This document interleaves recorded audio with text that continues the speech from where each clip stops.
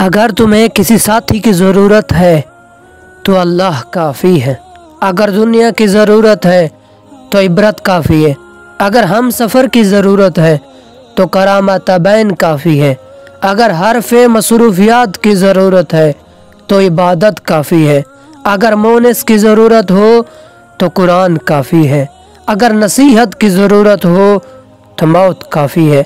अगर मेरी बताई हुई चीज़ें तेरी किफ़ायत ना करें तो तुम्हारे लिए जहन्नम काफ़ी है। इमाम अली अलैहिस्सलाम ने फरमाया, मोमिन हर नेकी हासिल करने पर हरीज होता है।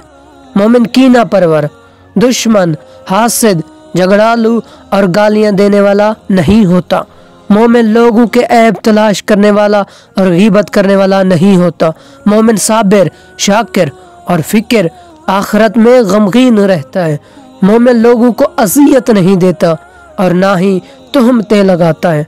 मोमिन खर्च करता है मगर इसराफ नहीं करता। मोमिन सिवाय सही बात के बोलता नहीं। मोमिन हया उसकी ख्वाहिशात पर गालिब रहती है। मोमिन अक्लमंद होता है। मोमिन गुस्से में आपे से बाहर नहीं होता। मोमिन मसाइब की बर्दाश्त में पत्थर की तरह सख्त होता है। मोमिन नर्म तबीयत और वफाए अहद पर कायम रहने वाला होता है। अगर आप हमारे चैनल पर नए हैं तो हमारे चैनल को सब्सक्राइब करें। शुक्रिया।